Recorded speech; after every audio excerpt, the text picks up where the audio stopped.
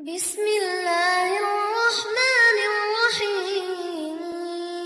Kita mulai dengan cepat al-awwal, yang pertama. Ya, tolong nanti para orang tua dituliskan, dicek anak-anaknya saat sekolah. Kita yang belajar nomor 1 ini coba cek kembali. Ya. Al-awwal, yang pertama, an yutahhira qalbahu min kulli ghasyin wa danasin wa ghillin wa hasadin wa su'i aqidatin wa su'i khuluqin. An yutahhira qalbahu, hendaknya seorang penuntut ilmu itu memulai dengan menyucikan hatinya. Awas, kalau membersihkan yang luar itu disebut dengan nadhafah. Nadhafa yunadhifu, membersihkan yang luar. Misal, cuci baju ini supaya bersih. Setelah dicuci bersih, hilang kotorannya, maka orang Arab mengatakan thawbuka nadhif, bajumu bersih.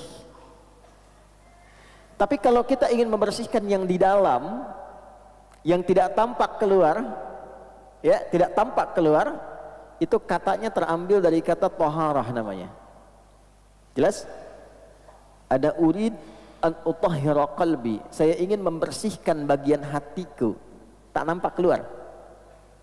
Gak ada orang mengatakan unadhifa qalbi, maka artinya hatinya keluarin dulu, cuci di luar. Ya. Nah, taharah itu membersihkan bagian dalamnya. Wudu, kenapa disifati dengan taharah? Karena wudu itu walaupun membasuh yang di luar, pada hakikatnya membersihkan fungsinya dari dalam. Ya, Anda kalau baca Quran surah kelima Al-Maidah di ayat yang ke-6, ya ayyuhalladzina amanu idza qumtum ilas salati faghsilu wujuhakum, terus sampai ke bawah tentang wudu, itu ujungnya disebutkan liyutahhirakum, untuk memberikan taharah pada dirimu. Jadi wudu yang benar itu bukan sekedar wajahnya dibasuh, tangan sampai siku, kotoran fisiknya keluar, bukan sekedar itu. Kalau Anda baca hadis Muslim, di hadis Muslim Nabi menegaskan, bersamaan dengan Anda membasuh organ tubuh dalam wudu itu, dengan jatuhnya air membawa kotoran fisik, jatuh pula dosa-dosa keburukan yang melekat pada organ tubuh itu. Itulah wudu. Karena itu disebut juga dengan taharah, bima'nal husnu, sesuatu yang baik yang melahirkan ibadah. Jadi ketika membasuh wajah, bukan sekedar wajah yang dibasuh, fungsi yang melekat pada wajah ini berubah menjadi lebih baik, yang kotornya hilang. Di wajah kan ada mata, di wajah ada lisan, di wajah ada hidung. Jadi kalau orang wudunya benar, itu bukan sekedar raf'al hadathi, menghilangkan yang kotor di wajah, bukan, tapi juga raf'adz dzambi wadz-dzunubi, menghilangkan kotoran dosa, noda-noda yang tak tampak di lisan, di mata, di hidung. Jadi kalau orang wudunya benar itu, matanya nggak lihat maksiat lagi, ada cahaya di matanya. Lisannya nggak bicara yang kotor lagi, keluar kotorannya, ya, mengalir dengan kotoran fisiknya. Itu bahasa Nabi. Makanya selesai kita wudu, kita doa kan? Apa doanya? Asyhadu an la ilaha illallah wa asyhadu anna Muhammadan sallallahu alaihi wasallam. Kemudian Allahumma ja'alni minat tawabin waj'alni minal mutatahhirin waj'alni min ibadikas sholihin. Tauhid dulu untuk menunjukkan penjagaan iman kita, cara bertauhidnya seperti diajarkan Nabi, wudunya seperti diajarkan Nabi, lalu doa Allahumma ja'alni, ya Allah jadikan aku dengan wudu ini minat tawabin, termasuk golongan orang taubat. Anda baru wudu, kenapa doanya taubat? Sampai situ gak? Karena hakikat wudu itu menghilangkan sesuatu yang kotor. Kotor secara fungsi, ini lisan kotor. Maka saat wudu taubat, bukan hanya membuang apa yang ada di mulut, kotoran fisik. Itu kotoran-kotoran non fisik keluar, taubat kita.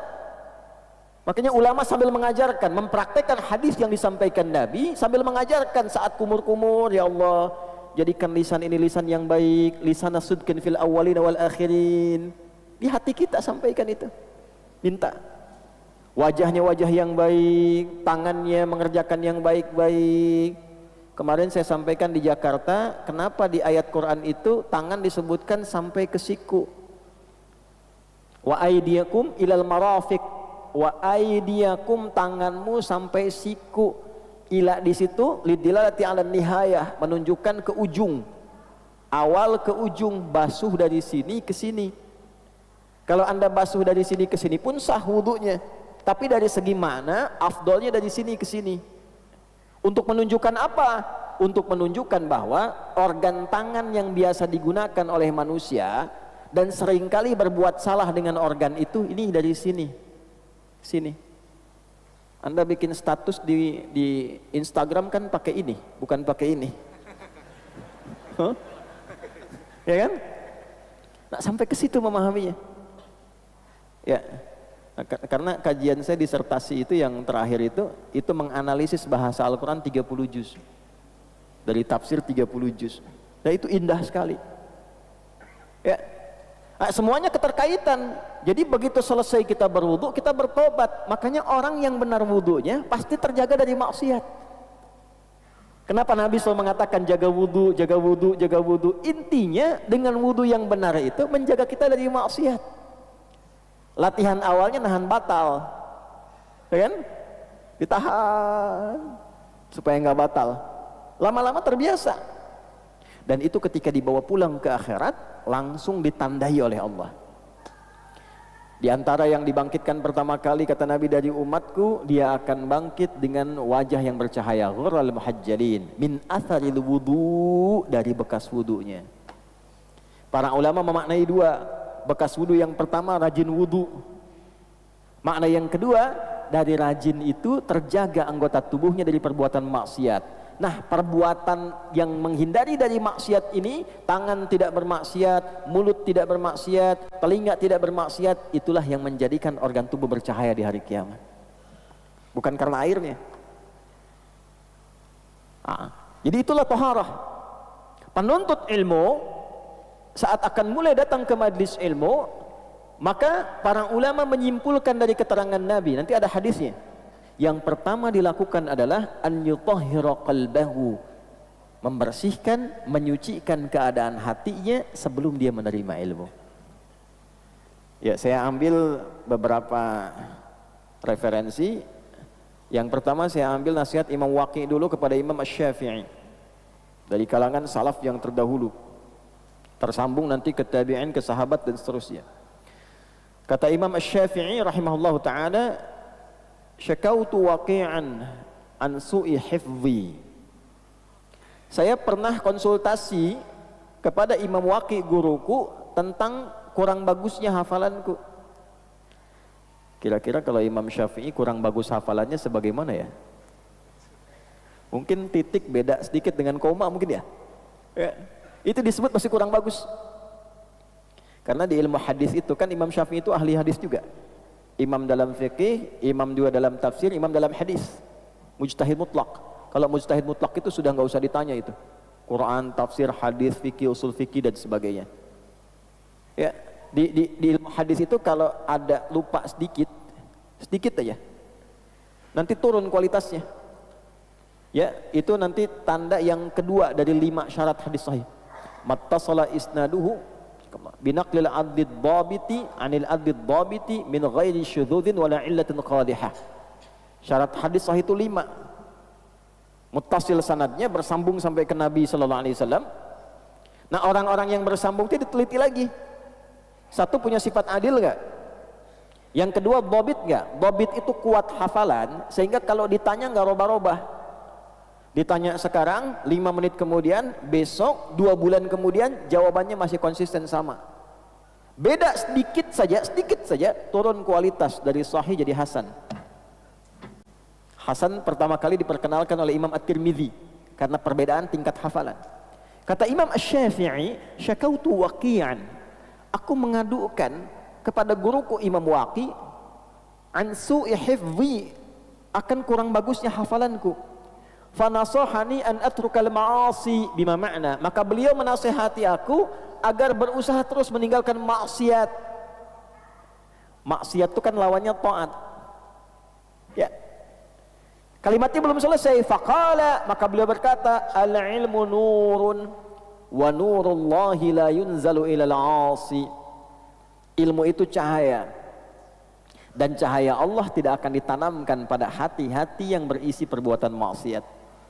Di hadis Muslim, kalau ada orang berbuat maksiat, di hadis Muslim itu nanti tertanam di hatinya naktah sauda, noda hitam. Kalau terus berbuat maksiat, kumpul, ketutup cawan hatinya. Kan ilmu yang bagus tuh masuknya ke sini, Pak, Bu. Bukan ke sini. Kalau ke sini jadi hafalan. Kalau ke sini jadi amalan. Kalau ke sini Anda hanya akan pandai berdebat. Kalau ke sini Anda akan pandai mencari hikmah untuk mencari kebenaran. Ke sini pembenaran, ke sini kebenaran.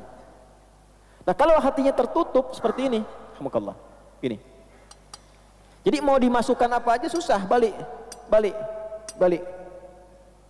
Nah, cahaya Allah itu tidak akan sampai ke hati orang-orang ini penuhi kotoran maksiat. Jadi ingin memberikan kesan bahwa ilmu itu nanti ada dua. Ilmu yang berkah, ilmu yang tidak berkah. Nah, ilmu yang berkah itulah yang disebut dengan nurun, cahaya. Ya, Allah nurun alan nur, cahaya di atas cahaya. Artinya apa? Pemberi semua sinar segala kebaikan. Jadi kalau orang-orang yang hatinya bersih, hatinya baik, ilmunya sampai ke dalam qalbunya. Nah, tapi kalau hatinya kotor, nurunnya dari bahasa Arab berubah ke bahasa Indonesia. Al ilmu nurun, ilmunya semakin menurun. Kurang nggak sampai. Yang harusnya bahasa Arab jadi bahasa Indonesia. Nah, ini satu ya. An yutahhira qalbahu, membersihkan dulu hatinya.